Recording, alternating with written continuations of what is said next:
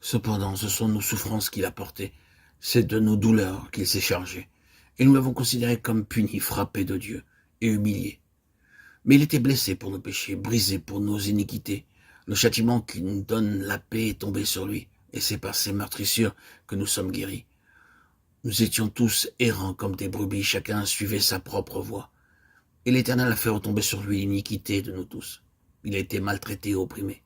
Et il n'a point ouvert la bouche semblable à un agneau qu'on mène à la boucherie, à une brebis muette devant ceux qui la tondent.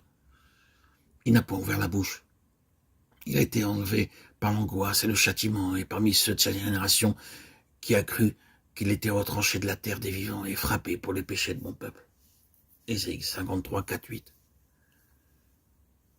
Le prophète Ésaïe dit prophétiquement de façon détaillée comment le Seigneur Jésus-Christ porterait notre jugement et notre péché. Il a porté les peines causées par nos pensées, nos paroles, nos actes de péché. Il a dû tout payer. Le Seigneur Jésus-Christ a souffert à notre place et à cause de nos pensées coupables. Il arrive parfois en justice que l'on ne trouve pas un témoin à charge contre une personne qui a commis un crime. Un homme peut commettre un crime, mais s'il ne se trouve aucun témoin contre lui, le juge peut le mettre en liberté.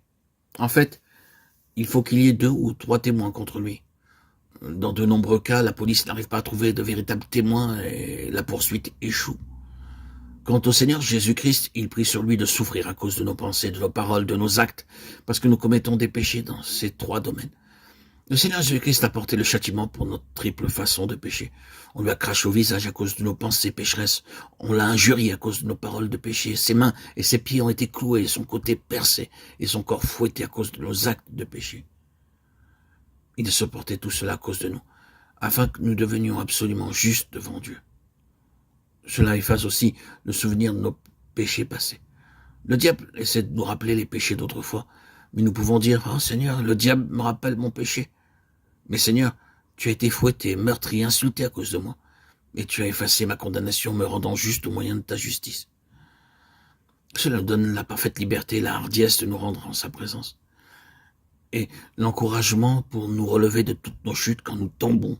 Psaume 37, 24, Michée 7, 8, 2 Corinthiens 4, 9. Quoique nous puissions faillir à cause de quelques épreuves ou tentations, cependant la main du Seigneur est là. Quand nous allons de chute en chute, oh, combien de fois nous disons, combien de temps encore vais-je demeurer ainsi? Mais sa main nous suffit pour nous relever.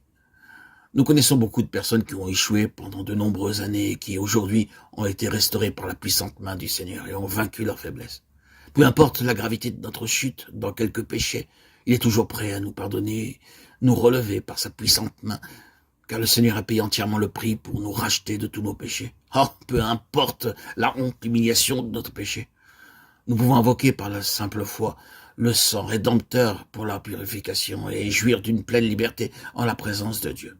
Gloire à son très nom, très précieux, puissant nom, Jésus-Christ, Yeshua, Melech HaMashiach, Ora Messie, notre Rédempteur et notre Sauveur.